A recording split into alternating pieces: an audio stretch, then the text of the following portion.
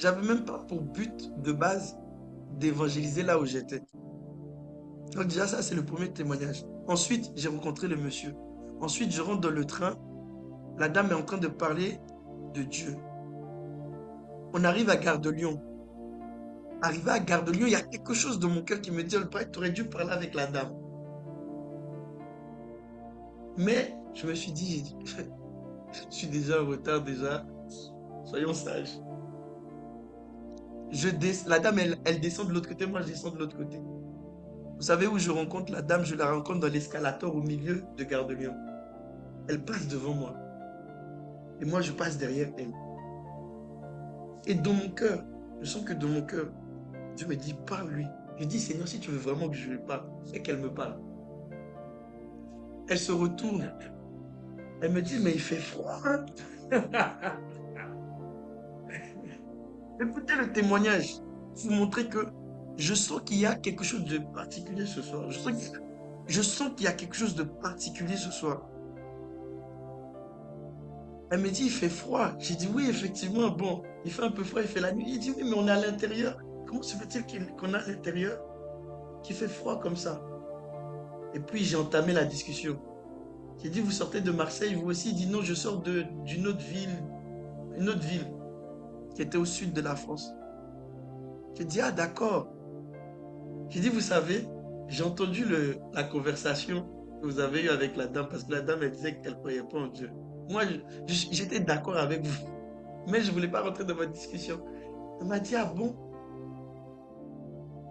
Et puis, on est descendu en bas, et l'Esprit de Dieu me dit, parce que moi, je voulais prendre l'erreur A.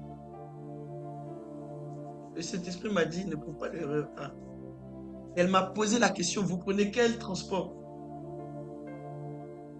Et elle me dit, vous savez où est le métro 14? J'ai dit, je prends le métro 14, justement, allons-y.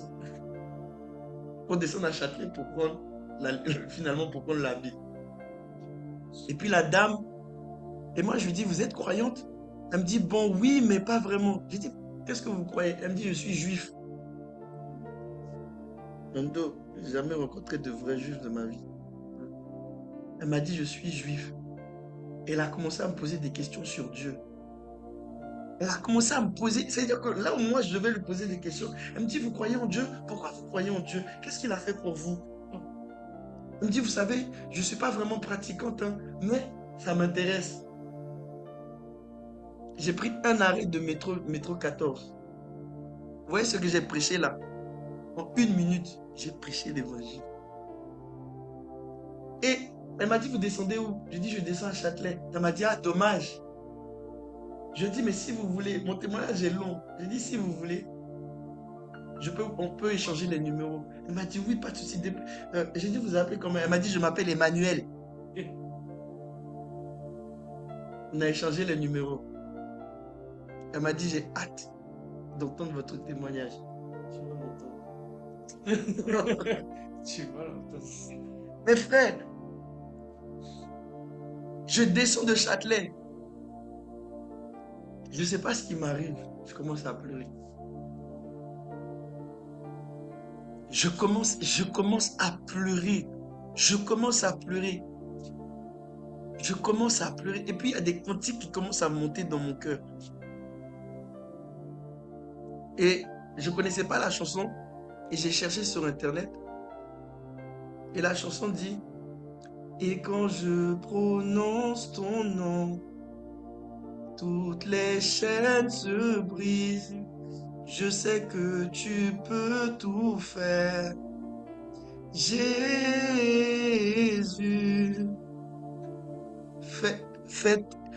il dit, juste au son de ton nom, fais taire vent et vague, et quand je prononce ton nom.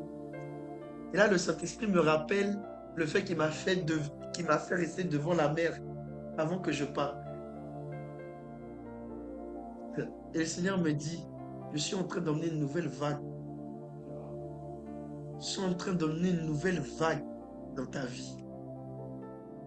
Et c'est ça enchaîné comme ça. Et puis quand j'ai pris le RER B Nando, J'ai commencé à pleurer comme pas possible. J'arrivais pas à me retenir. Je me suis dit, peut-être les gens ils vont me prendre pour un fou.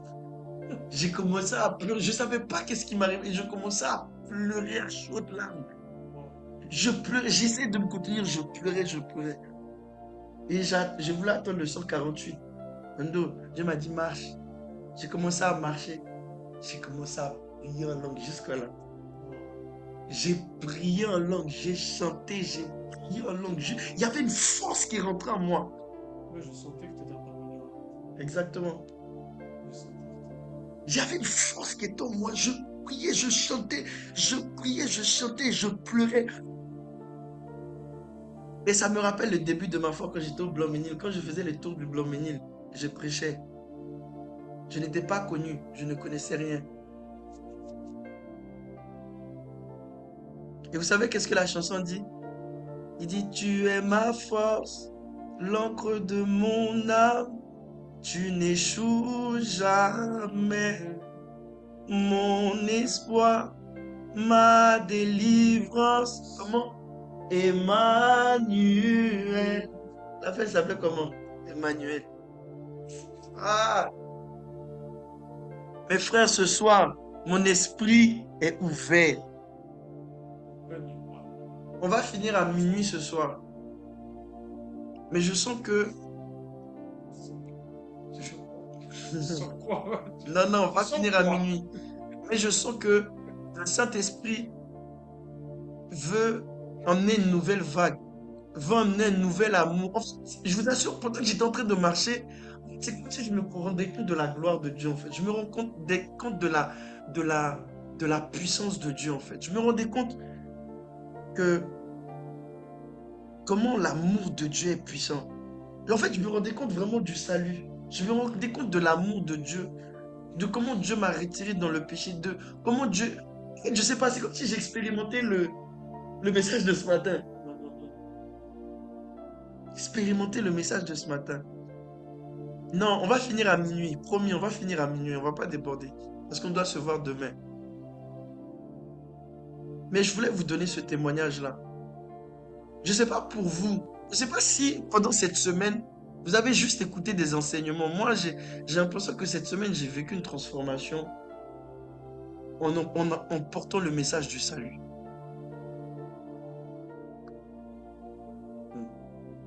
Est-ce qu'on peut chanter cette chanson? Cette chanson m'est venue dans la tête. Je vous ai même envoyé la chanson sur EDC.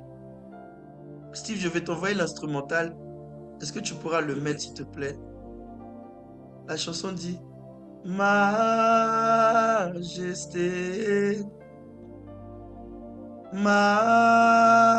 Majesté, ta grâce m'a trouvé tel que je suis, sans valeur, mais pour toi, perle de prix. Majesté,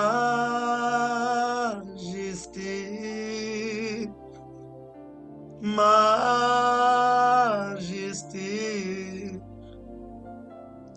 ta grâce m'a trouvé tel que je suis, sans valeur, mais pour toi, perle de prix. Ce soir, j'aimerais que tu puisses te rendre compte de la grâce et de la faveur de Dieu. J'aimerais vraiment que tu puisses être conscient de la grâce et de la faveur de Dieu. La grâce et la faveur de Dieu. Yes. Kalibantara masunde lebeete liga bande lisge bele hando zopa liga. Rema mama sunde liga beli andosko paligedosko paligadea. Rima zunto le de beligos con deliganto sopa hate liga. Rema masku deligedondo lozo palige deliga paliga. Rema maskun delegetos que pandeligetondo losge palia. Rema zunto liga de peliga. Je prie au nom de Jésus-Christ de Nazareth qu'il y ait un renouveau, qu'il y ait un nouveau vin, qu'il y ait une expérience de la grâce et de la faveur de Dieu dans la vie de chaque personne ici. Il y a une surabondance de la grâce de Dieu. Il y a une surabondance de la grâce de Dieu dans ton âme. La gratitude, la bonté. Mes frères et sœurs, pendant tout le chemin, je sentais la bonté de Dieu. Je sentais la grâce de Dieu. Je sentais l'amour de Dieu. Je sens l'amour de Dieu. Je sens l'amour de Dieu. Je sens l'amour de Dieu. Je sens l'amour de Dieu, je vous assure.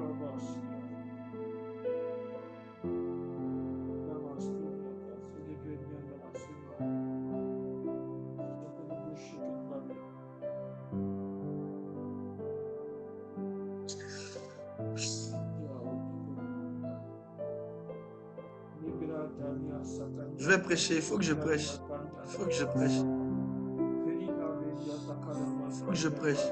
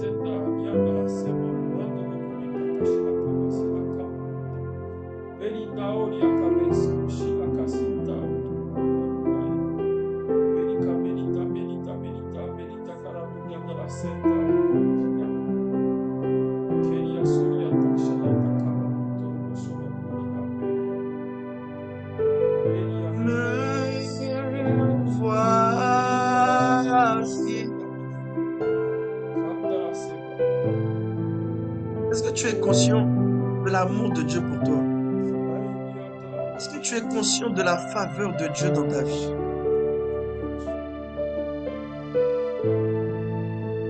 Mes frères et sœurs, le thème ce soir, c'est la conversion, la repentance et la conversion. Ce matin, j'ai enseigné, que l'Esprit de Dieu me soutienne. J'ai enseigné l'obéissance. J'ai dit que la vraie foi emmène l'obéissance. Et j'ai dit que cette obéissance n'est pas le fruit. Garde l'instrumental, s'il te plaît.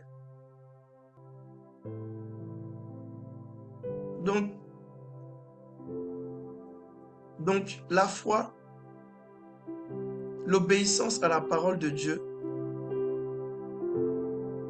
est le symbole de l'amour de Dieu. Elle est l'une des conséquences de l'amour de Dieu. C'est parce que nous l'aimons que nous pratiquons sa parole. Maintenant, il y a d'autres œuvres d'obéissance que nous sommes censés manifester.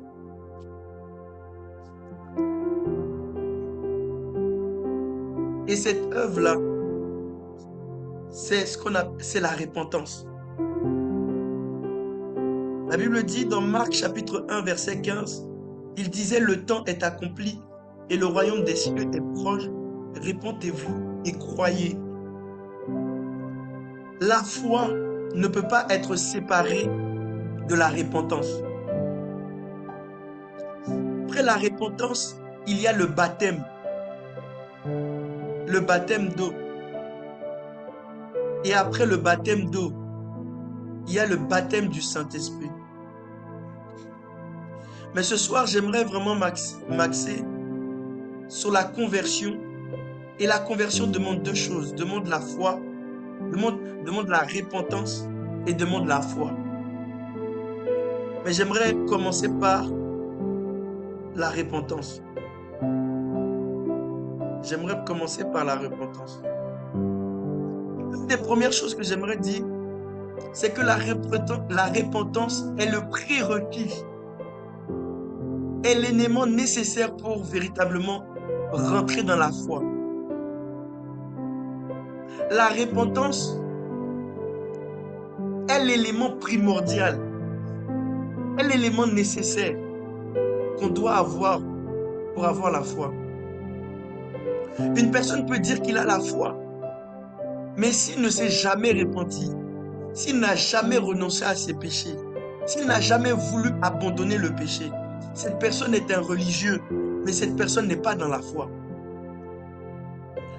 Rosie, est-ce que tu peux lire avec moi, s'il te plaît?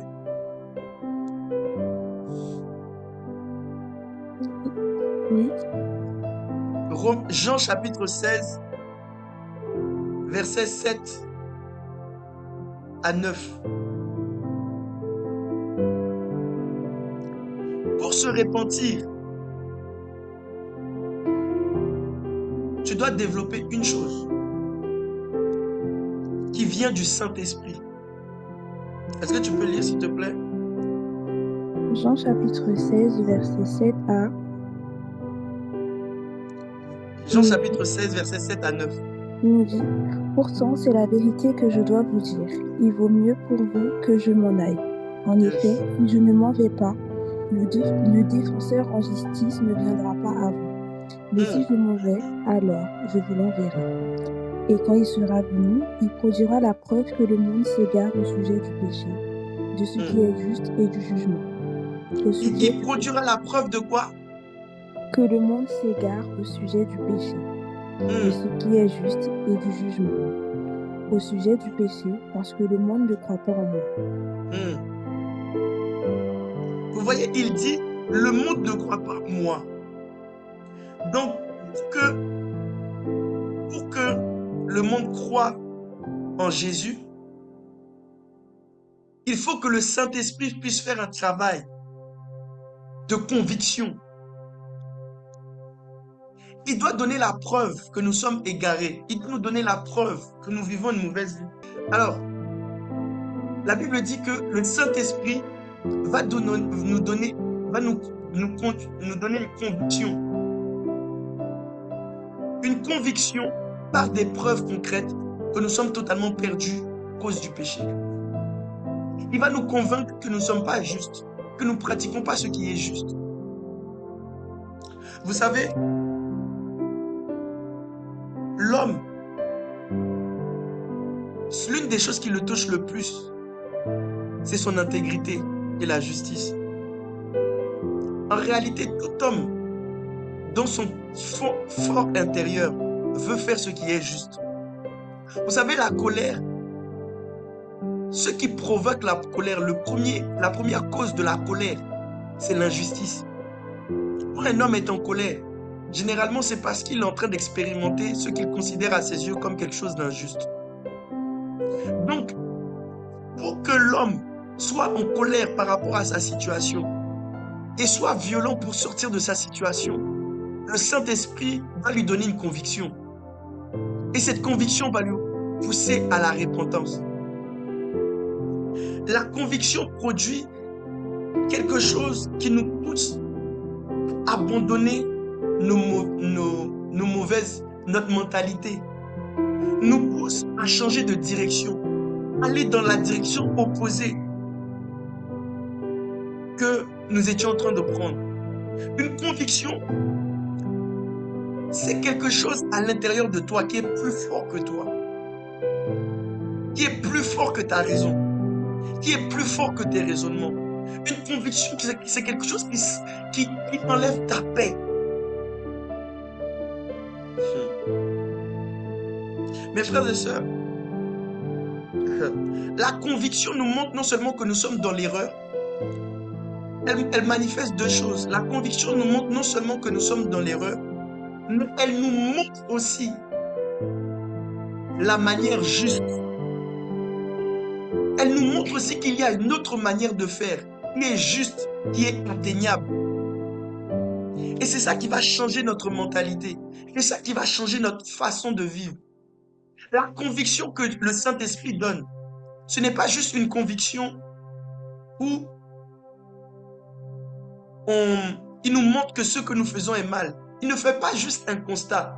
Le Saint-Esprit, quand il te pousse à la repentance, il ne te dit pas que juste ce que tu fais est mal. Mais le Saint-Esprit aussi te montre aussi la voie que tu dois pratiquer. C'est un signe pour reconnaître quand vous sentez qu'il y a un esprit qui vient vous réprimander, pour savoir si c'est le Saint-Esprit ou si c'est un esprit mauvais. Le Saint-Esprit ne va jamais te réprimander s'il ne te donne pas aussi la bonne façon de faire ou la solution pour sortir de ton mauvais comportement. Le Saint-Esprit, répondez-vous, ayez la foi, répondez-vous, croyez en Jésus. La preuve que certaines personnes n'ont pas été convaincues par le Saint-Esprit, mais ont été convaincues par l'homme, c'est que l'homme peut prendre beaucoup d'arguments. L'homme peut te pousser, te dire la vie que tu mènes n'est pas bonne. Mais il ne va pas forcément te donner la solution.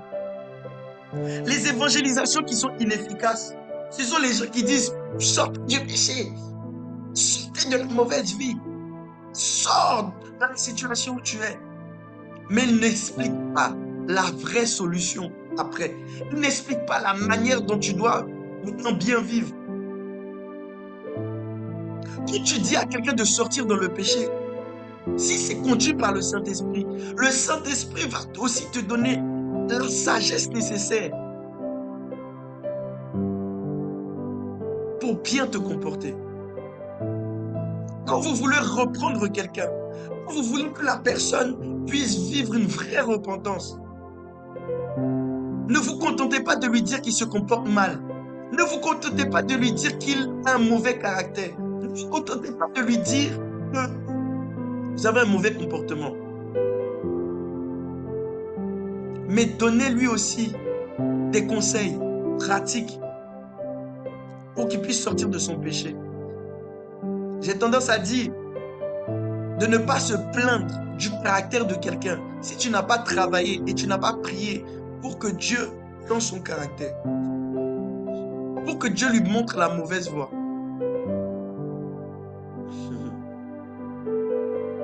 Yes. Mes frères et sœurs, la vraie conviction qui vient de Dieu et qui ne vient pas de l'homme, qui ne vient pas des démons, c'est une conviction qui te montre la bonne façon de vivre. Et je vais vous dire quelque chose qui est puissant. C'est que le Saint-Esprit, quand il te dit tu es colérique, sois doux. En fait, il ne va même pas te dire d'être doux. Il va être doux il va être doux avec toi. La meilleure façon de faire changer quelqu'un, ce n'est pas de lui dire sois comme ça. C'est toi-même qui dois l'être. Le Saint-Esprit nous fait sortir de la souillure. Le Saint-Esprit nous fait sortir du péché. Mais quand il se présente face à nous, il dit, je suis saint. Ce n'est pas le fait, en fait la vraie sanctification, ce n'est pas le fait juste de fuir le péché. La vraie sanctification, c'est le fait de se rapprocher de la sainteté de Dieu. Quand tu te rapproches de la sainteté de Dieu, tu as la force de fuir le péché. Plus tu manifestes la justice de Dieu, juste en étant en contact avec toi, tu peux dire à quelqu'un, sors du péché. Mais parce que toi-même, tu es sorti du péché et tu vis une vie de justice, ça va donner la force à la personne de quitter le péché pour pouvoir te ressembler. Aujourd'hui, on a du mal à évangéliser, que ce soit les païens, que ce soit les personnes même de notre propre famille. Pourquoi? Parce que tu lui dis de changer, mais toi-même tu ne changes pas. Quand tu évangélises quelqu'un, quand tu parles à quelqu'un, tu lui pousses à la repentance, mais il ne se répand pas. Il ne change pas. C'est que c'est toi qui dois changer. Je répète, si tu parles à quelqu'un qui se répand, qui change, et tu vois pendant des années il ne change pas, c'est que tu dois changer ta méthode. Et il y a de fortes chances que c'est toi qui dois changer. Jésus a dit, venez à moi, vous tous qui êtes fatigués, chargés, je vous donnerai du repos. Il dit, car Ah, je suis doux et humble de cœur. Ce qui change les gens, ce qui pousse les gens à la repentance, ce n'est pas ce que tu leur dis, c'est comment tu te comportes avec eux. C'est comment tu te comportes avec eux. C'est comment tu te comportes avec eux. Ton évangile ne va jamais, le Saint-Esprit ne pourra jamais t'utiliser pour convaincre les gens du péché si tu ne développes pas les vertus, le cœur de Jésus.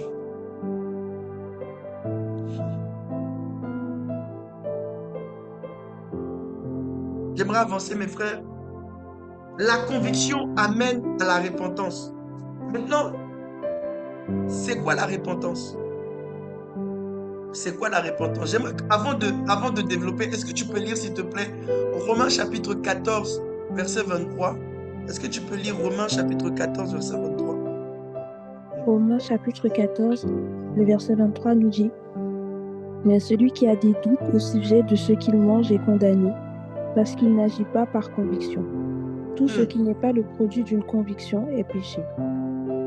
Tout ce qui n'est pas le fruit de conviction est péché. Tout ce qui n'est pas le fruit d'une conviction dans le cœur de quelqu'un, il le considère comme quelque chose de mal.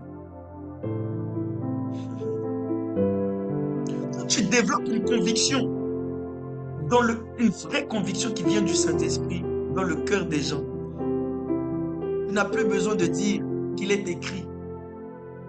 Tu n'as plus besoin de dire que la Bible dit. La conviction en elle-même va lui parler et va lui dire que ce que tu fais est mal.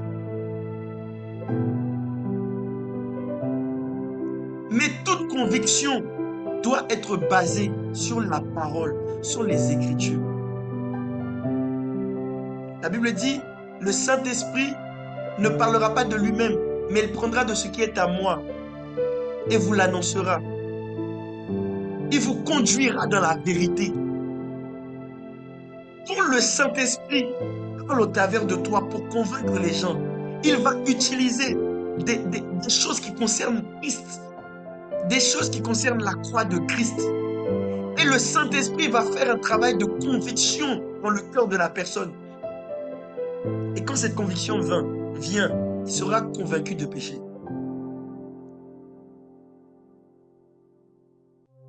Aujourd'hui, nous avons beaucoup de personnes qui se sont repenties sans conviction. Il y a beaucoup de personnes qui ont fait la prière du salut sans conviction. La conviction, c'est quand tu es intime. En fait, c'est quand ton cœur atteste que ce que tu dis est vrai.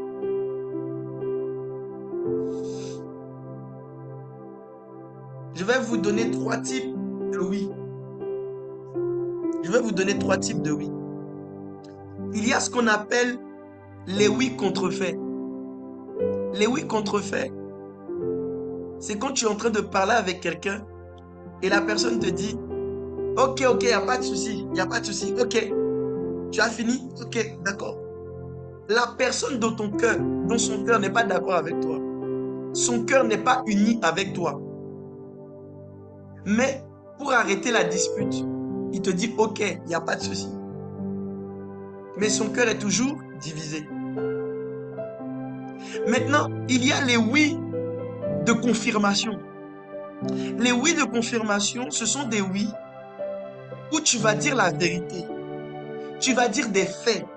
La personne va dire oui, ce que tu dis c'est vrai.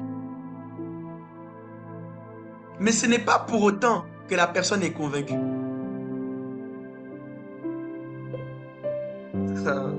La personne peut te dire oui, ce que tu dis là, ce sont des faits.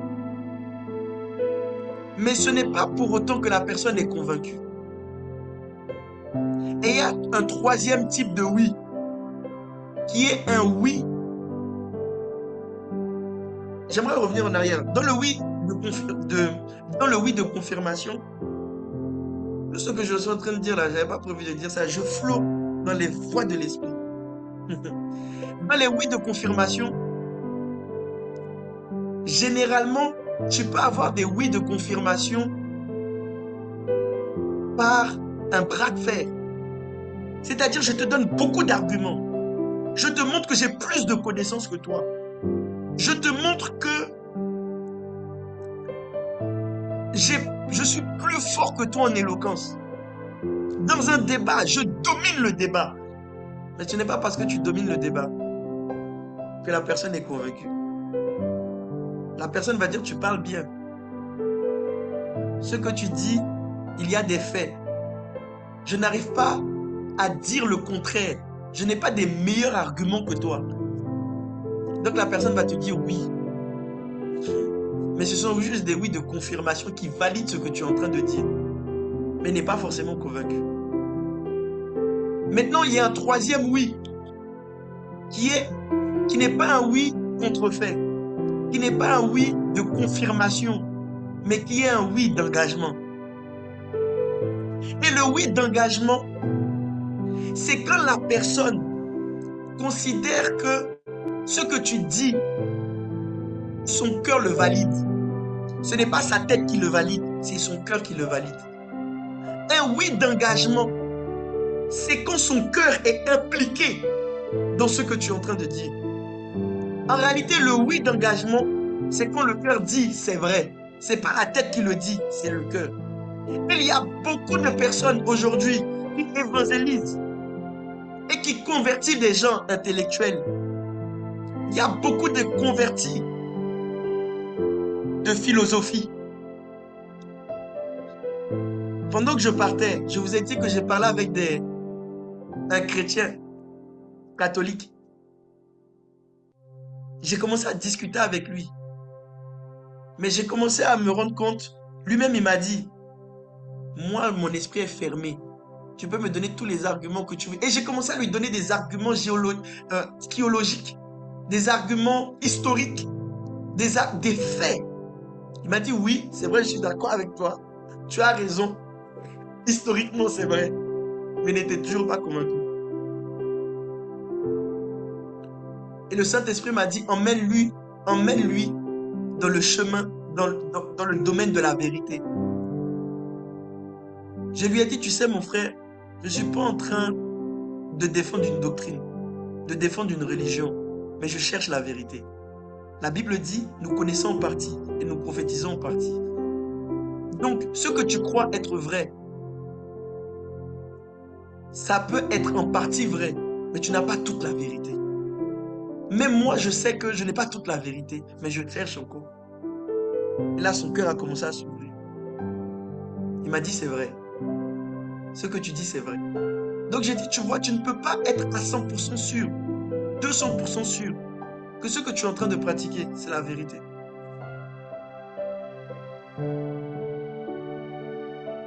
Mes frères et sœurs, travaillez avec le Saint-Esprit pour que ce ne soit pas la tête qui dit que c'est vrai, parce que tu as dominé un débat, mais que le cœur dit oui, c'est vrai.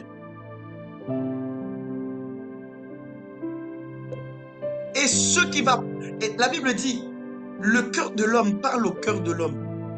Quand tu convertis quelqu'un, tu ne parles pas à son cerveau, tu ne parles pas à sa tête, tu parles à son cœur. Tu parles à son cœur. Tu parles à son cœur. Et c'est pour ça, moi, quand je prêche de tout mon cœur, parce que je veux parler à votre esprit, je veux parler à votre cœur et non à votre cerveau. J'aimerais maintenant avancer dans le renoncement. Après la conviction vient la repentance. La repentance en lui-même, dans la Bible, vous allez voir qu'on appelle cela le renoncement des œuvres mortes. Vous pouvez voir cela dans Hébreux chapitre 5, verset 1. Le renoncement des œuvres mortes. Le renoncement des œuvres mortes, c'est quoi? Pour faire simple, c'est tout ce qui n'est pas fait par la foi en Dieu. Les œuvres mortes, c'est tout ce qui n'est pas fait par la foi en Dieu. Tout ce que tu fais, œuvre que tu fais en dehors de la foi, en dehors des Écritures, contraire aux Écritures, est une œuvre morte. Les œuvres mortes, c'est quoi? C'est toute œuvre qui t'éloigne de Dieu et qui te rapproche des démons, qui te rapproche de l'enfer, qui te rapproche du séjour des morts. En grec, repentance veut dire métanoïa. Métanoïa veut dire changement, changer sa façon de penser sur un sujet. Notre manière de vivre, qu'elle soit bonne ou mauvaise. L'une des premières choses que je peux dire, la repentance n'est pas une émotion, c'est une décision qui vient de la volonté. La repentance n'est pas une émotion. La repentance est une décision.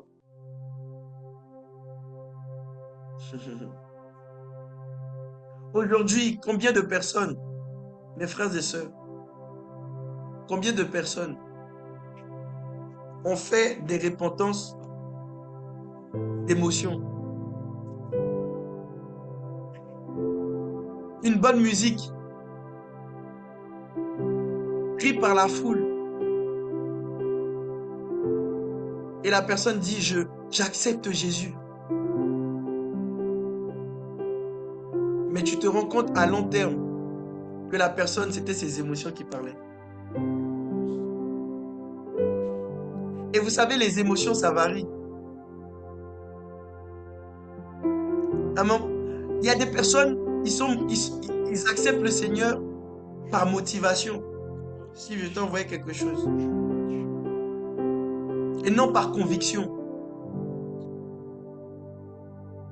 Aujourd'hui, le message de l'évangile a été transformé comme un message de motivation. Je ne dis pas que l'évangile ne motive pas, mais ce n'est pas la motivation qui emmène des transformations. Ce qui emmène des transformations, c'est des prises de décision. La repentance, c'est une décision radicale d'abandonner les œuvres mortes.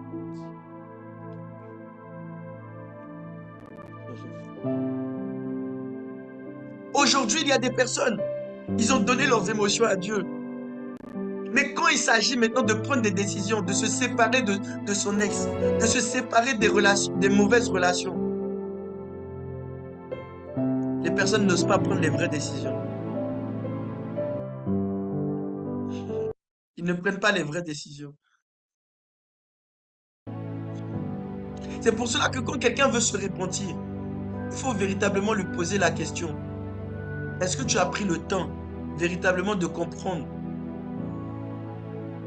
l'acte que tu viens de poser?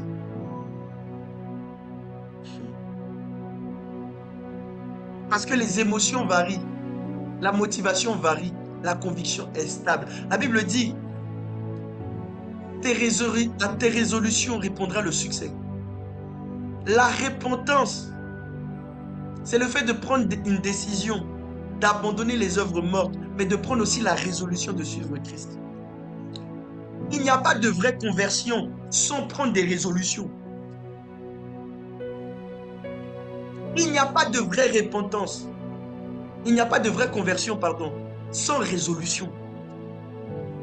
Sans prendre des décisions. Une personne qui dit, Seigneur, je te donne ma vie. Je me livre à toi. Ma vie t'appartient.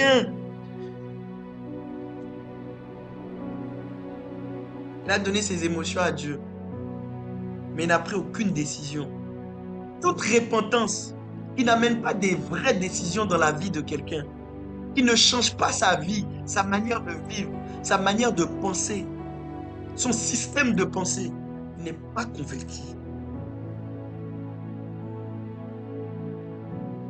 Quand quelqu'un se répand, quand quelqu'un accepte le Seigneur, la première chose à changer, ce n'est pas ses vêtements.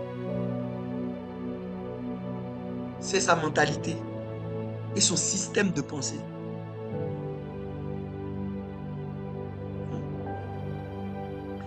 Hébreux dit, pardon, dans le livre, dans la lettre hébraïque, la repentance veut dire se retourner, faire demi-tour, changer de direction. Changer une direction diamétralement opposée. Aujourd'hui, mes frères et sœurs, nous avons dilué l'évangile en disant que la conversion, c'est petit à petit. Une vraie conversion, une vraie repentance, c'est prendre une direction opposée, c'est faire demi-tour. Aujourd'hui, nous avons des chrétiens qui sont fragiles, qui sont bonbons, parce qu'on a dilué l'évangile. On a présenté un évangile de bénédiction et non un évangile où il y a des bénédictions, mais avec beaucoup de persécutions, avec beaucoup de tribulations. On a prêché l'évangile sans la croix. La Bible dit que celui qui veut me suivre, qu'il se charge de sa croix. Qu'il se charge de sa croix et qu'il me suive. Si je dois prendre un exemple pour expliquer la repentance c'est comme un conducteur qui a pris une mauvaise route, qui est arrivé devant un obstacle et qui doit faire demi-tour pour suivre le bon chemin.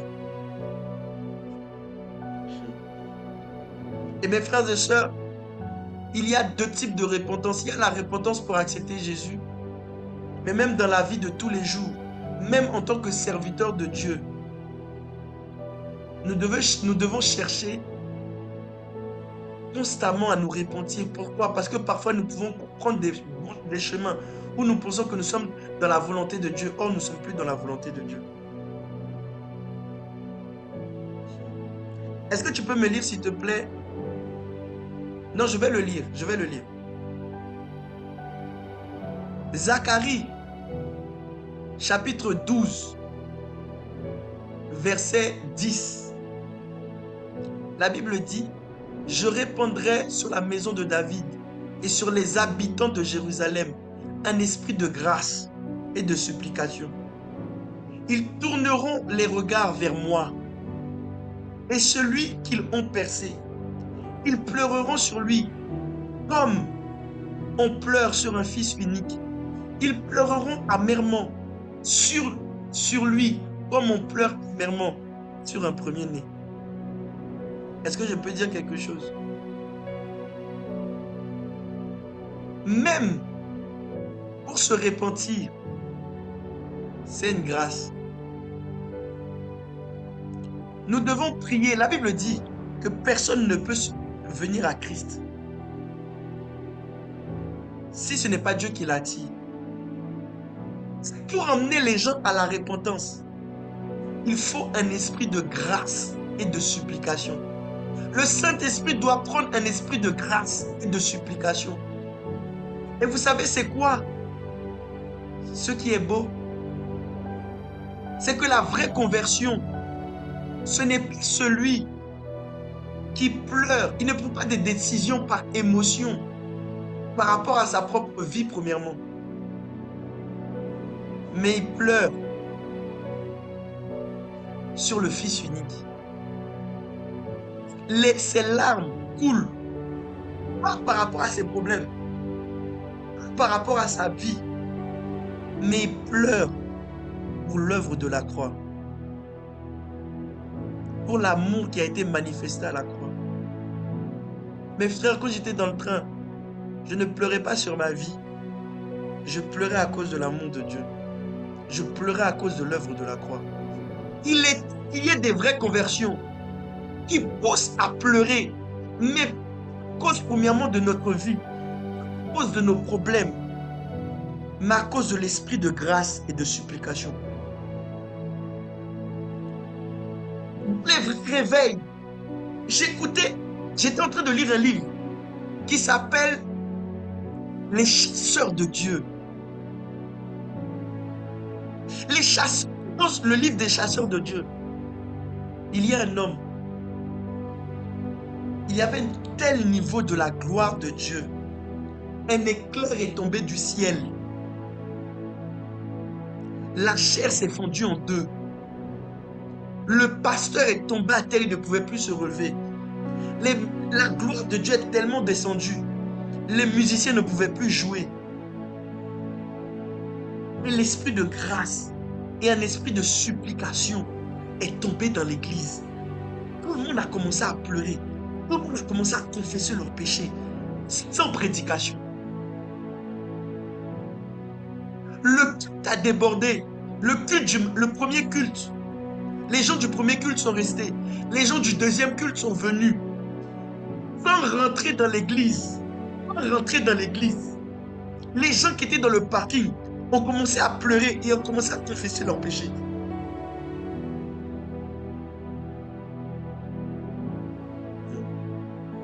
Le Saint-Esprit est celui qui convainc les cœurs et qui pousse les gens, qui donne la conviction du péché.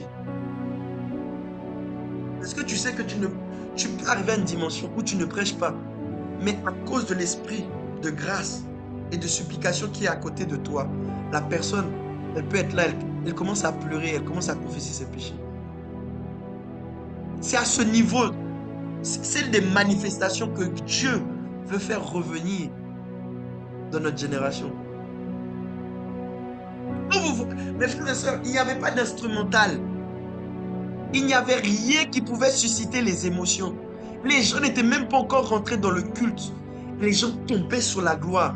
Ils étaient en extase. Les gens se répentaient.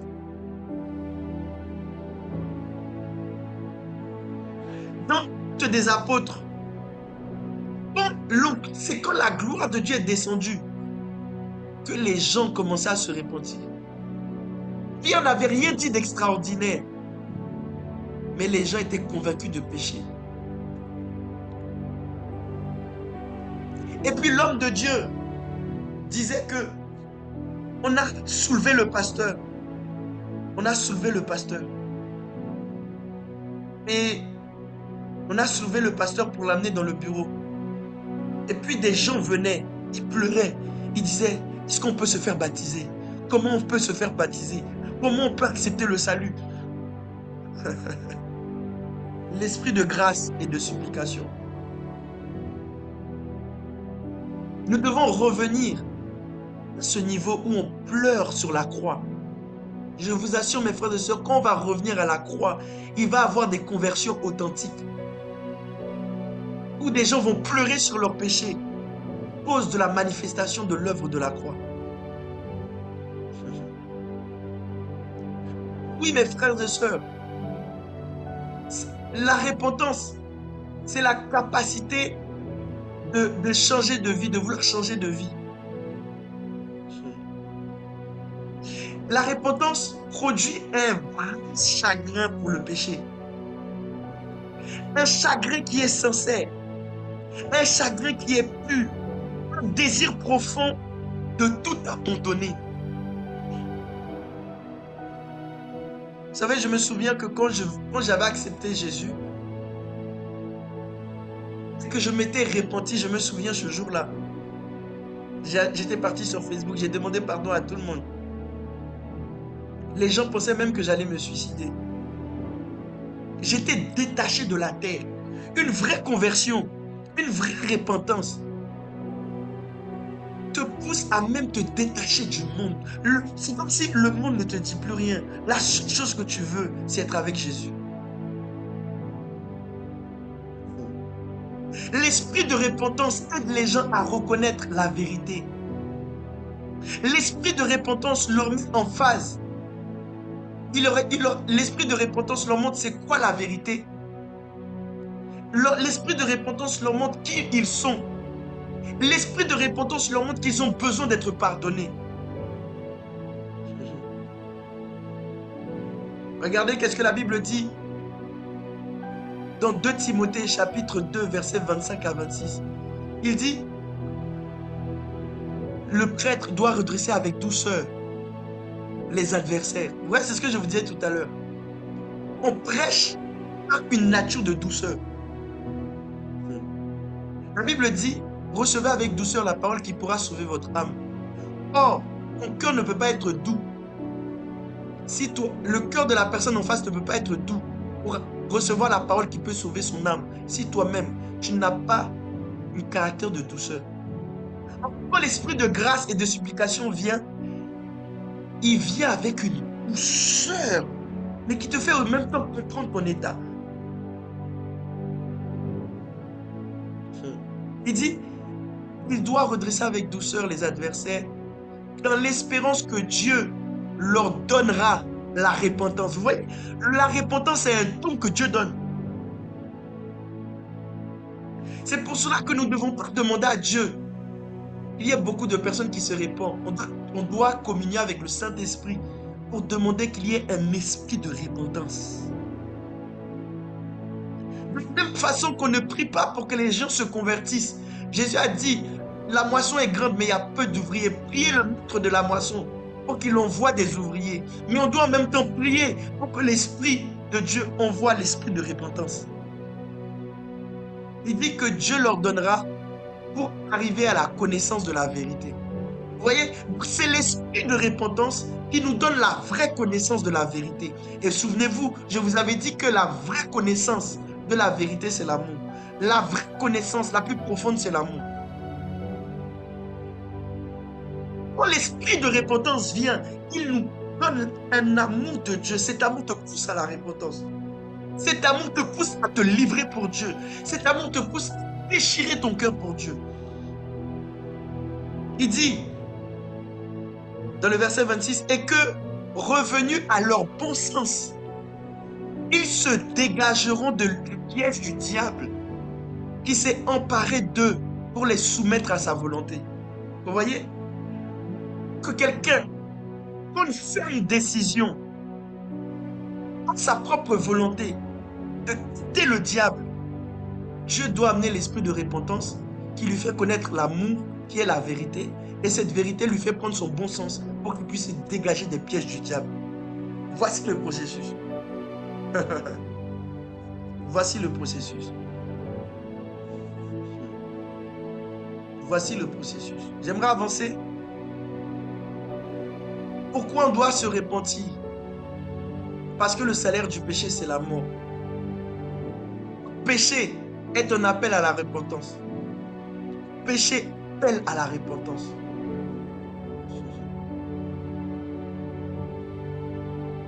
Le péché, c'est le manque de droiture. Le manque de droiture est un péché. L'homme de Dieu l'avait enseigné la dernière fois. Vous savez pourquoi je veux en parler? Parce que la conversion, c'est le fait de changer de modèle. L'homme de Dieu avait dit que la droiture, c'est le modèle de Christ. Je vais vous expliquer quelque chose de très important. Te repentir n'est pas la preuve que tu as quitté le péché. Ce qui va véritablement te faire quitter le péché, c'est non seulement te convertir, c'est non seulement te repentir, mais en même temps te convertir. C'est pour ça qu'à chaque fois, les gens disaient, repentez-vous, convertissez-vous. Mais je ne veux pas trop avancer dans mon message. Je vais parler de ça tout à l'heure. Pour que tu sois sauvé, tu dois te repentir. C'est-à-dire avoir ce chagrin, avoir cette tristesse, mais en même temps avoir la volonté de ressembler à Jésus, de suivre le modèle de Christ. Tu dois reconnaître que tu es sur la mauvaise voie, mais tu dois décider de reprendre la voie qui conduit vers l'éternité.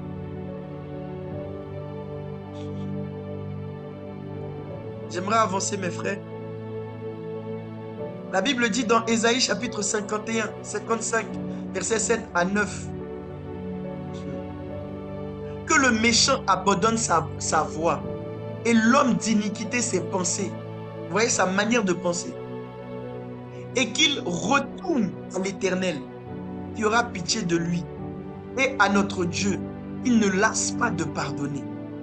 Car mes pensées sont au-dessus de vos pensées, et mes voies sont au-dessus de mes voies. La vraie repentance, c'est le vrai, oui, d'abandonner sa voie, mais de décider de penser comme Christ, d'avoir la pensée de Dieu, de penser comme Jésus.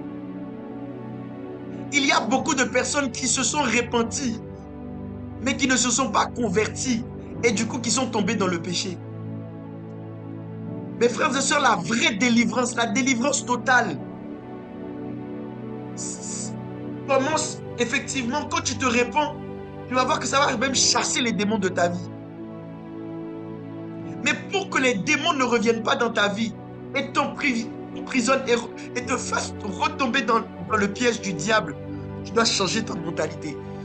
On a venu de chasser les démons. On doit maintenant retirer la mentalité démoniaque. Parce que oui, la pensée de l'homme est démoniaque. Je pouvais dire, tes pensées ne sont pas les pensées de Dieu. Arrière de moi, Satan. Tes pensées ne sont pas les pensées de Dieu, mais les pensées de l'homme. Donc Jésus était indirectement en train de dire, les pensées de l'homme, les systèmes de pensée de l'homme, le système de pensée du monde est démoniaque. Et tant que tu ne changes pas de système de pensée, tu n'es pas converti, tu n'es pas sauvé en même temps. C'est comme ça que vous allez voir qu'il y a des personnes qui se sont repenties, mais ont toujours chassé les démons de leur corps. Ce sont des infiltrés, des personnes qu'on pense être converties, mais qui ne sont pas converties. Quand tu leur poses des questions, quand ils parlent, la Bible dit c'est de l'abondance du cœur que la bouche parle. Quand tu vois comment ils parlent, comment ils réfléchissent, tu te rends compte qu'ils ne sont pas convertis. Ils ne sont pas convertis.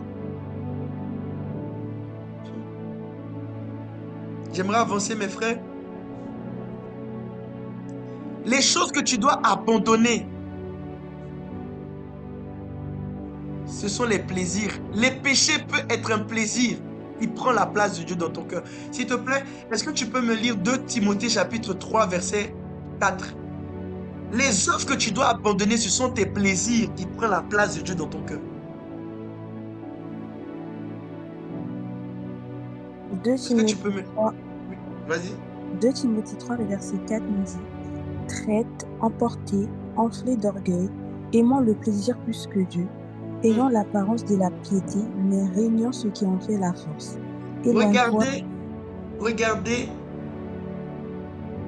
les critères des personnes qui sont faussement converties. Il dit dans les derniers temps, les gens seront des traîtres.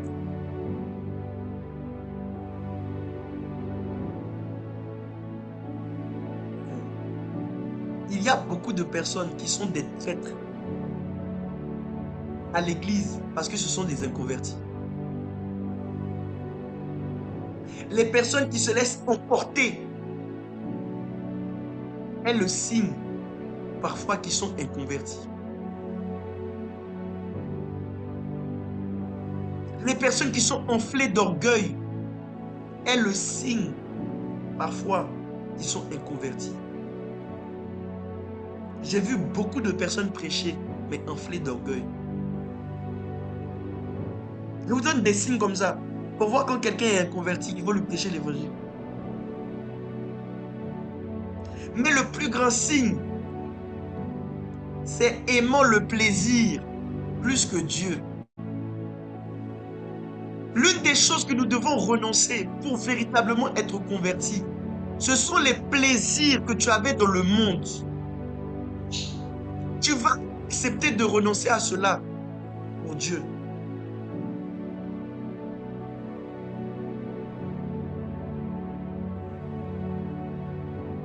Tu dois renoncer à ces plaisirs pour Dieu.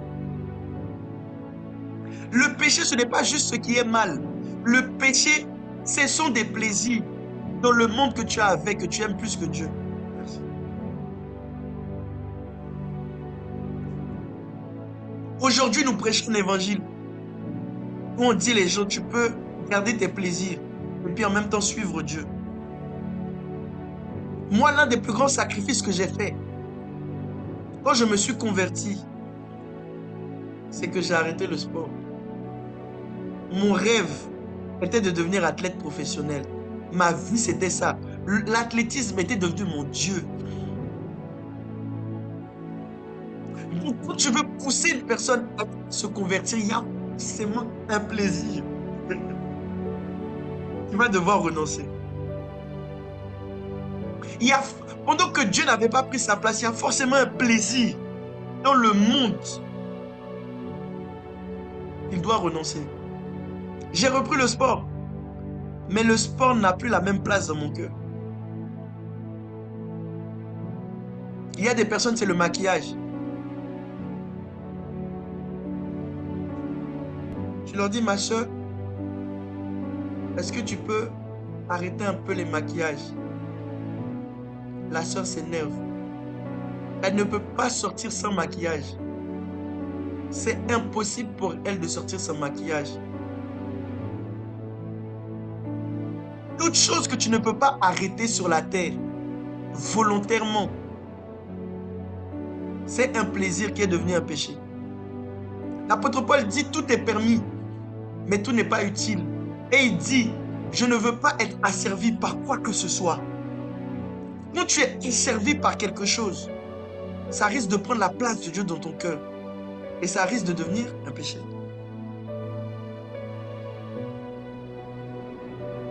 Il y a des personnes, c'est le sexe. Il y a des personnes, ce sont des amitiés. Il y a des personnes, c'est l'alcool. Il y a des personnes, même, c'est le foot.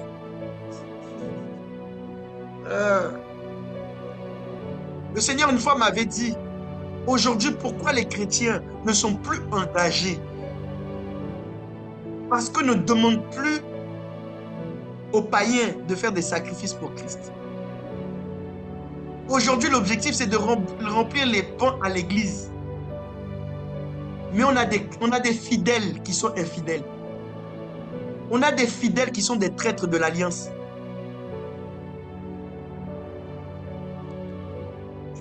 Ils s'appellent fidèles. Mais ils trahissent Dieu au travers de leurs désirs. Ils aiment le plaisir plus que Dieu. Le Seigneur m'a dit, le vrai engagement, quand quelqu'un s'engage en quelque chose, il accepte de sacrifier quelque chose tôt ou tard. Quand tu acceptes Jésus, c'est comme l'homme qui quitte son père et sa mère et s'attache à sa femme. Il y a forcément un détachement qui va avoir quelque part, forcé. Si tu poses la question à la personne elle te dit, dans son témoignage, il n'y a pas un truc qu'elle a dû arrêter. Il n'y a pas une séparation qu'elle a dû faire. La personne n'est pas convertie, je vous assure. Donc, vous voyez tous ces signes-là. L'une des premières choses qu'il faut prêcher, c'est la repentance. Le premier message qui a été prêché dans la Bible, c'est la repentance. Et le dernier message qui a été prêché, c'est la repentance. Le premier message qui a été prêché, c'est la repentance. Le dernier message qui sera prêché, c'est la repentance. Je pense que vous connaissez Jean-Baptiste. Il était le premier à prêcher le message de la repentance dans le Nouveau Testament. Il disait, repentez-vous car le royaume des cieux est proche.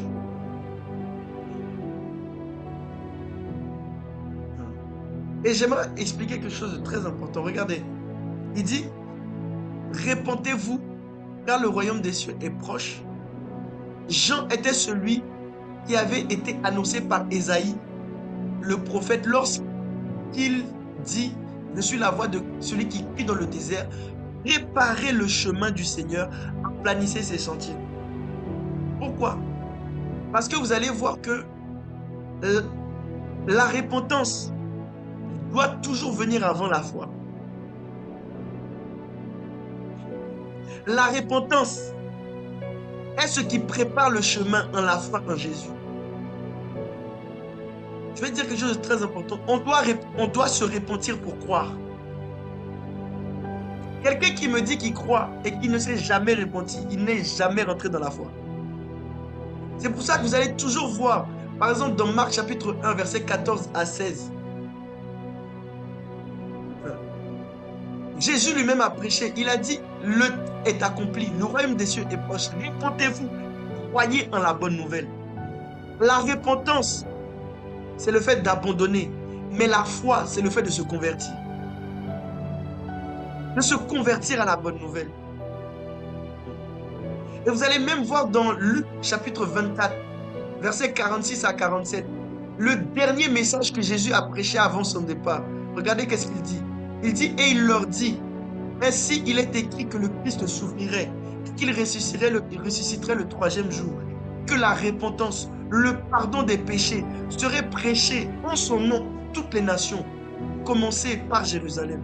Le dernier message que Jésus étonné, c'était le message de la repentance. Le premier message même de l'église primitive, chapitre 2, versets 37 à 38. Après le discours de Pierre, la Bible dit que le cœur des gens fut vivement touché. Ils ont dit, hommes frères, que ferons-nous? Qu'est-ce qu'on doit faire? Pierre leur dit, répentez-vous, que chacun de vous soit baptisé au nom de Jésus pour le pardon de vos péchés et vous recevrez le don du Saint-Esprit. Il y a toujours un processus. Le don du Saint-Esprit ne peut jamais venir avant la repentance. Tu peux te faire baptiser, mais si tu te fais baptiser sans te repentir, tu as pris une douche.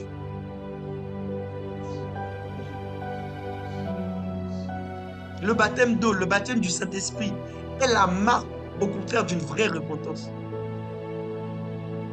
Celui qui a écrit plus la moitié du Nouveau Testament, l'apôtre Paul, le message lui-même qu'il a prêché, c'était la repentance. Est-ce que tu peux lire, s'il te plaît, Actes chapitre 17, versets 30 à 34, s'il te plaît. Je suis en train de vous montrer le modèle que les apôtres ont fait, le modèle que Jésus a donné quand il devait prêcher l'évangile. Acte 17, versets 30 à 34.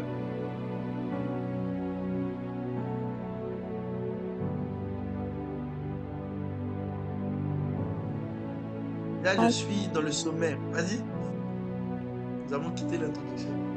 Acte 17, le verset 31 nous dit « Parce qu'il a fixé un jour où il jugera le monde selon la justice, par l'homme qu'il a désigné, ce dont il a donné à tous une preuve certaine en le ressuscitant des morts. » Je continue? Oui, continue. Ok. Lorsqu'ils entendirent parler de la résurrection des morts, les uns se moquèrent et les autres dirent « Nous t'entendrons là-dessus une autre fois. » Ainsi Paul se retira du milieu d'eux. Quelques-uns néanmoins s'attachèrent à lui et crurent, Denis l'Aréopagite, une femme nommée Damaris et d'autres avec eux. Yes, tu peux t'arrêter là. Les gens ont cru parce que Paul a parlé d'un jugement. Il a expliqué que Jésus était un sauveur, mais qu'il allait aussi être un juge et qu'ils allaient être amenés en jugement pour leurs œuvres et qu'ils devaient se repentir. Et même le dernier message de l'apôtre Paul, lit Actes chapitre 20, versets 20 à 22. Le dernier message de l'apôtre Paul, il a suivi le même modèle que Christ. C'était sur la repentance. Vas-y. Actes chapitre 20, du verset 20 à 22 nous dit Yes. Vous savez que je n'ai rien caché de ce qui vous était utile et que je n'ai pas craint de vous prêcher et de vous enseigner publiquement et dans les maisons, annonçant aux Juifs et aux Grecs la repentance envers Dieu et la foi en notre Seigneur Jésus-Christ. Yes, tu peux t'arrêter là. Aujourd'hui, nous cachons le vrai message. L'apôtre Paul dit, je n'ai pas craint, je n'ai pas eu peur de vous prêcher. Je n'ai rien caché. Aujourd'hui, nous avons peur de dire aux gens qu'ils doivent se repentir. Nous avons peur de dire aux gens qu'il y a un jugement. Nous avons peur de dire aux gens, non seulement ils doivent se repentir, puis ensuite croire en notre Seigneur Jésus. Alors que c'est la chose la plus utile.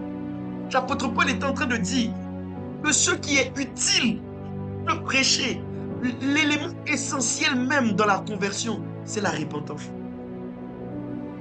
Il n'y a rien de plus utile que la repentance. Là où il y a des prédicateurs qui disent oui, vous prêchez trop la repentance, c'est inutile. Prêchez autre chose.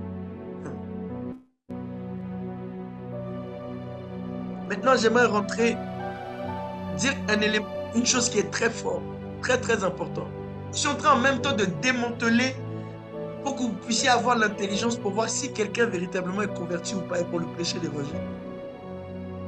La religion sans repentance, la foi sans repentance ne sauve pas. Tu peux avoir confessé, mais si la personne ne s'est pas repentie, elle ne sauve pas. Il est vrai que la vraie foi donne accès, comme je vous ai dit, à la grâce et au salut et à toutes les promesses. Mais la vraie foi est avant tout le fruit d'une vraie repentance authentique. S'il n'y a pas une repentance authentique, il n'y a pas de foi authentique. C'est pour cela que vous allez voir, il y a des personnes qui n'arrivent pas à prier, qui n'arrivent pas à recevoir les promesses de Dieu, qui ne bénéficient pas de la grâce de Dieu. Pourquoi? Parce qu'il n'y a pas de repentance authentique.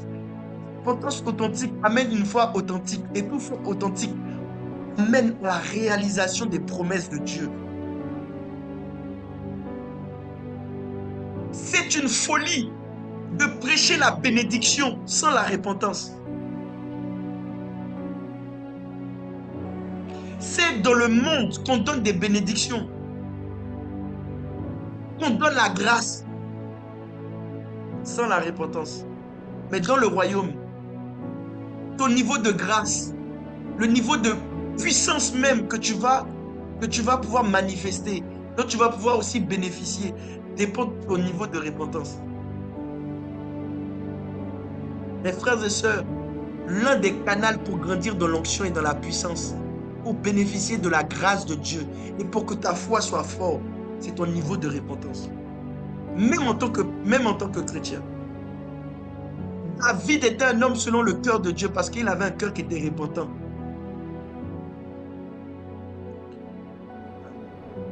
Il est plus facile de jeûner. Il est plus facile de donner des offrandes que de se repentir. Je suis en train de vous montrer une voie par excellence pour grandir dans l'onction en même temps. Pour grandir dans la foi en même temps. La repentance fait plus grandir dans la foi. Nous donne plus accès à la grâce et à la puissance de Dieu que le jeûne.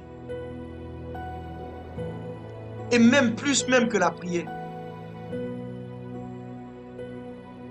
Tu peux prier, mais avec un cœur inconverti. Tu peux prier, mais avec un cœur rempli de péchés sans repentance. Tu peux être un religieux et ne pas être sauvé. Comme ce prêtre qui était publicain, il priait. Il était un religieux, mais il y avait un autre qui était un pécheur. Il avait un cœur repentant. La Bible dit que celui qui avait été sauvé, celui qui a été exaucé, c'est celui qui avait le cœur repentant. Tu peux pratiquer toute la loi, tu peux pratiquer tout l'évangile, mais si tu n'as pas un cœur qui est repentant, tout ce que tu fais ne sert à rien. Parce que ce qui nous donne à l'exaucement avant la foi, c'est un cœur humble.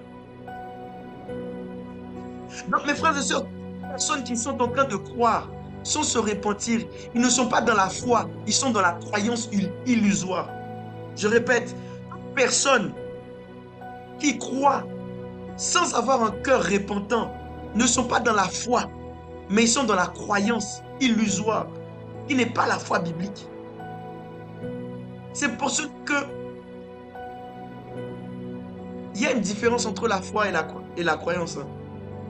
La croyance, c'est quelque chose, c'est comme au hasard. C'est-à-dire tu testes, ça peut marcher, comme ça ne peut pas marcher. C'est comme jouer au jeu de hasard. Il y a des personnes qui jouent avec leur salut. Ils ont la croyance d'être sauvés, mais ils n'ont pas la foi d'être sauvés. La foi est une ferme assurance. La croyance est illusoire. Tu peux être membre d'église. Tu peux même être le fils spirituel d'un homme de Dieu. Et tu n'as pas l'assurance du salut. Je vais expliquer ça. Nicodème était docteur de la loi. Nicodème avait un titre dans la synagogue qu'on peut appeler aujourd'hui église. Mais il n'avait pas l'assurance du salut. Il était inconverti. C'est la repentance qui donne accès à une vraie nouvelle naissance. Aller à l'église, avoir des fonctions à l'église ne veut pas forcément dire que tu es enfant de Dieu. Tu peux être un religieux, tu peux être dans la religion, mais pas dans la foi. La religion, c'est un ensemble de doctrines. C'est un ensemble de rites C'est un ensemble de coutumes, c'est un ensemble de cérémonies. Mais la foi commence par la repentance et un changement de mentalité. Quelqu'un qui a la foi, quelqu'un qui décide d'abord de changer son cœur avant de changer ses habitudes, ses actions et sa routine.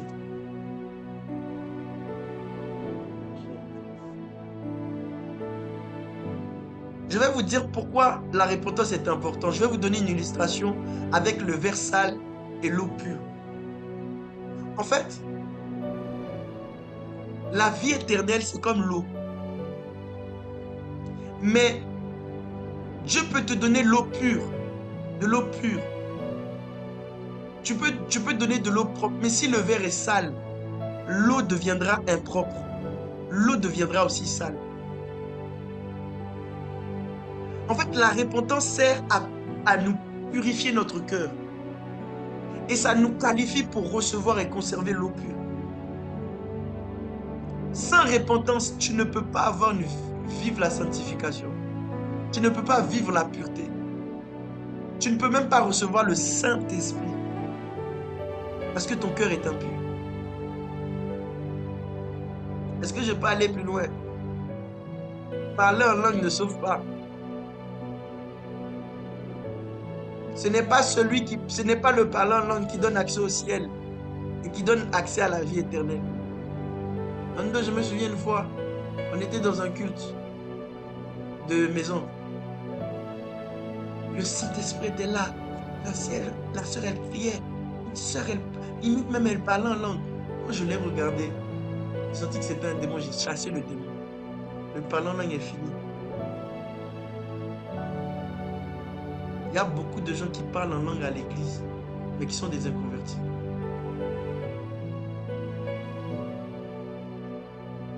Des gens qui parlent en langue, mais qui n'ont pas la repentance. Qui n'ont pas suivi le vrai processus de la repentance. Et vous savez qu'est-ce qui prend la place? Ça attire des démons. Faire croire que tu es dans la foi, alors que tu es dans la religion, ça attire des démons. Ça attire des esprits religieux. Maintenant, je vais expliquer les ennemis de la repentance. Qu'est-ce qui nous empêche de nous repentir? Qu'est-ce qui empêche les gens de se repentir? Rosie, est-ce que tu peux lire, s'il te plaît, Hébreux, chapitre 12, Hébreux, chapitre 12, versets 14 à 17.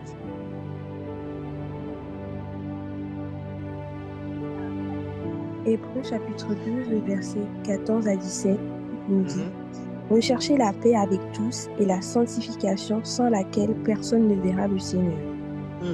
Veillez à ce que nul ne se prive de la grâce de Dieu, à ce qu'aucune racine d'amertume poussant des rejetons ne produise du trouble et que plusieurs n'en soient infectés.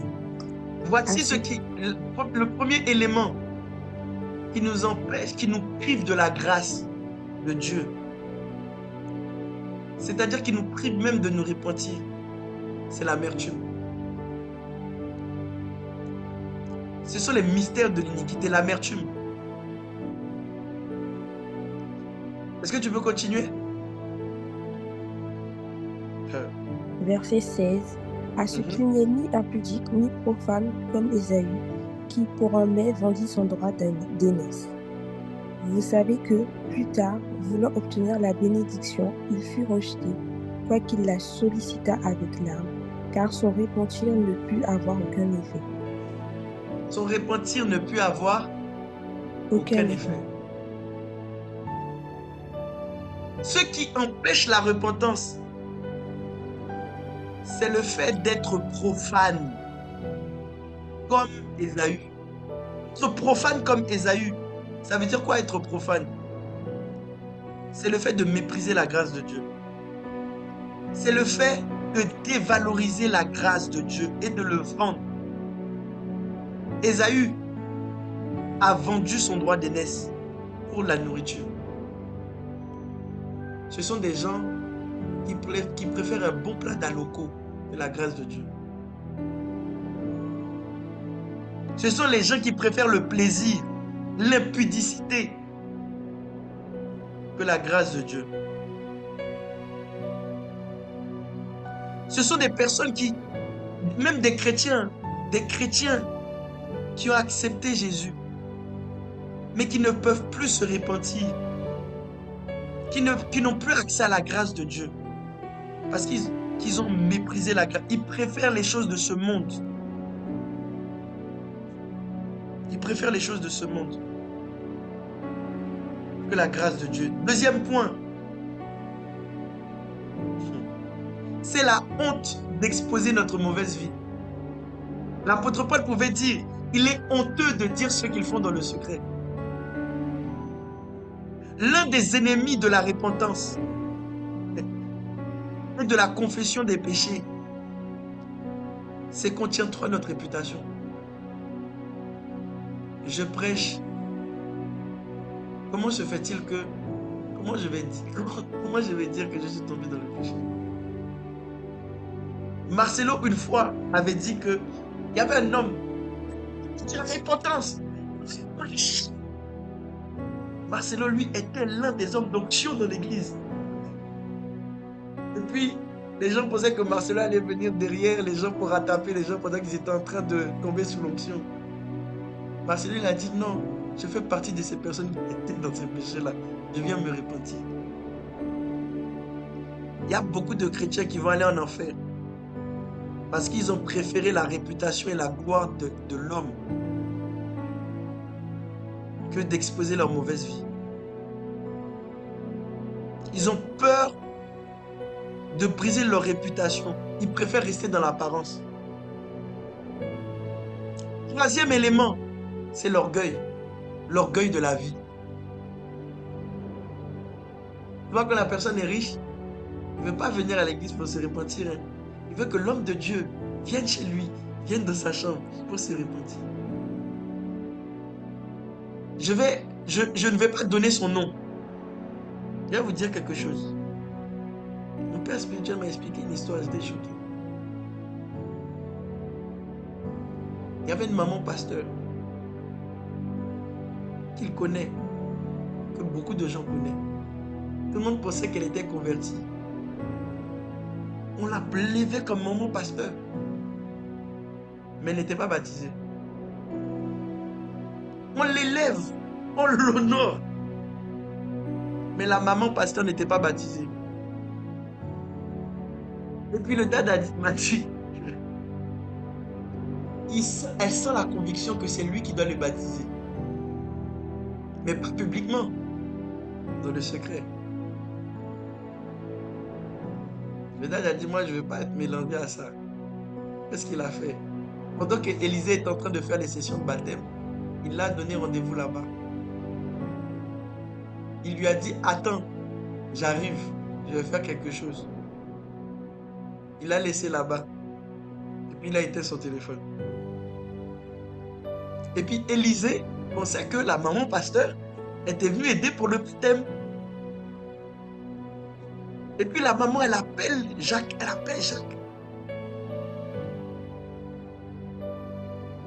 Jacques ne répond pas. Et c'est après que la maman pasteur explique à Élisée, ah, t'as pas expliqué. C'est là que l'homme de Dieu apprend que la maman pasteur n'est pas baptisée. Et puis en même temps, il a profité pour la baptiser. Après, bon, je ne sais même pas s'il l'a baptisé ou pas. Je ne veux pas dire ce que je ne sais pas. Les gens ne veulent pas se repentir parce qu'ils veulent garder leur apparence. Quand tu prêches le vrai message de l'évangile, il y a beaucoup de pasteurs qui se rendent compte que leur baptême était caduque. Il y a beaucoup de chants, des personnes même qui s'appellent prophètes, prophétesses, qui se rendent compte qu'ils n'étaient pas vraiment convertis. La quatrième chose qui empêche la repentance, c'est l'hypocrisie religieuse. C'est des tombeaux blanchis. C'est blanc à l'extérieur, mais c'est noir à l'intérieur. Dernière chose, la repentance demande du courage et de l'humilité.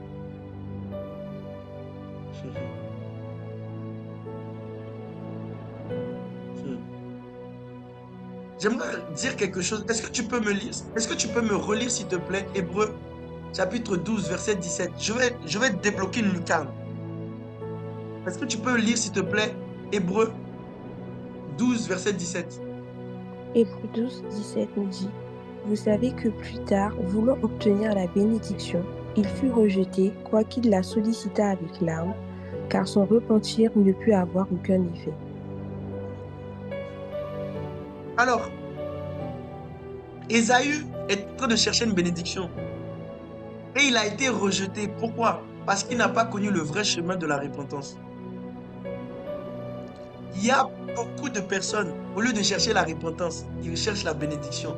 Or, la porte de leur bénédiction est une vraie repentance. Et qui ne se répandent pas de certaines choses, il y a des bénédictions qui ne vont jamais toucher dans leur vie. Maintenant, je vais donner quelques points qui encouragent à la repentance. Je vais les donner rapidement. Et je vais expliquer ensuite comment se repentir. Premièrement, c'est d'expliquer aux gens que Dieu les aime. C'est l'amour de Dieu qui brise l'orgueil. C'est l'amour de Dieu qui pousse les gens à la repentance. Deuxièmement, c'est leur expliquer que Jésus n'est pas venu pour condamner les gens. Au contraire, le fait de se rapprocher de Jésus, c'est pour être pardonné. Jésus offre le pardon, celui qui vient à lui. Il n'y a aucun péché que Jésus ne peut pas pardonner. Il n'y a aucun péché que Jésus ne peut pas pardonner. Jésus ne regarde pas nos titres. Jésus ne regarde pas notre réputation. Jésus ne nous rejette pas, il nous accueille. Et lui faire comprendre que Jésus donne encore une seconde chance. Expliquer à la personne que la vie qu'il est en train de mener, Dieu peut lui donner une autre vie. Il peut recommencer à zéro. Il peut refaire sa vie avec Dieu.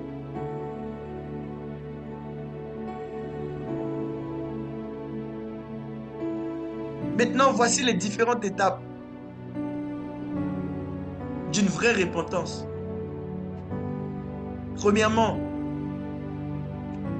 la personne doit prier. Et nous devons prier pour que Dieu lui fasse venir à lui. Est-ce que tu peux lire, s'il te plaît, Psaume 80, verset 3, verset 7 et verset 19. Verset 3, verset 7 et verset 19.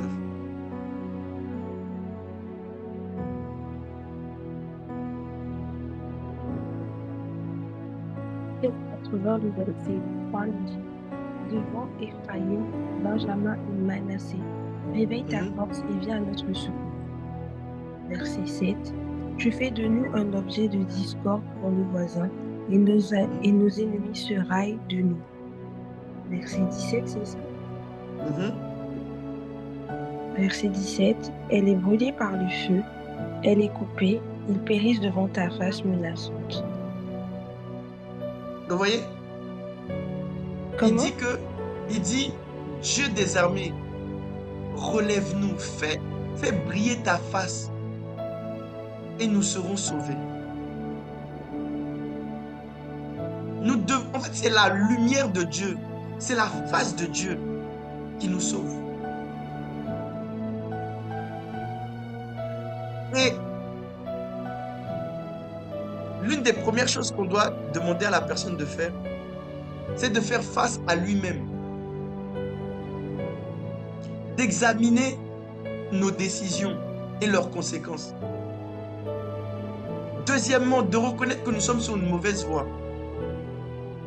Troisièmement, de décider de revenir au Père. Par émotion, mais par décision. Quatrièmement, il doit revenir effectivement à Dieu. C'est-à-dire qu'il doit confesser ses péchés. Et la quatrième chose pour finir, il doit accueillir l'amour de Dieu qui lui pardonne et qui lui restaure. Dans la Bible, on ne donne pas sa vie à Dieu, on reçoit l'amour, on reçoit la vie de Dieu. On donne sa mort, on donne ses péchés et on reçoit le pardon et on reçoit la restauration. Et tous ces étapes que j'ai parlé, vous allez voir que dans l'histoire du fils prodigue, c'est exactement la même chose qui s'est passée. Il a reconnu son état. Il a examiné les conséquences de sa vie. Il a reconnu qu'il avait fait de mauvais choix. Il a pris le chemin du retour. Il est rentré à la maison. Le père ne l'a pas accusé, mais le père l'attendait impatiemment. Il ne l'a pas renié comme fils, mais la première chose qu'il a fait, c'est qu'il l'a honoré. Il a eu de la compassion, il l'a accueilli. Parce que Dieu désire plus que nous puissions nous repentir. Quand nous nous repentons, Dieu ne nous accuse pas, il nous honore, il nous valorise, il nous encourage.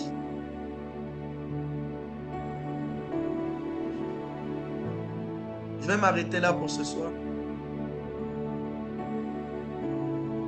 Je parlerai une autre fois de la conversion. Aujourd'hui, j'ai pu toucher que la repentance. Et je pense que c'est suffisant. Nous allons prier. Tu vas prier Dieu et tu vas demander à Dieu un esprit de grâce et de supplication. Demain, tu vas aller évangéliser. Dans les jours à venir, Dieu va attirer des gens vers toi. Parce qu'un esprit de grâce et de supplication sera sur toi. Un esprit de grâce et de supplication sera sur toi. Un esprit de grâce et de supplication sera sur toi. Mando supale kete lebele kete liga. Sunde libra zunto lobre kete leba zunto leba liga. Sonte libra su cantele canto sopali kete peli. Père, qu'un esprit de grâce et de supplication vienne dans le cœur de chaque personne ici. On ne peut pas amener des vraies conversions. On ne peut pas amener les gens dans la repentance si nous n'avons pas un esprit de grâce et de supplication dans notre cœur. Seigneur, aide-nous à tourner nos yeux, aide-nous à tourner nos regards vers le Fils unique.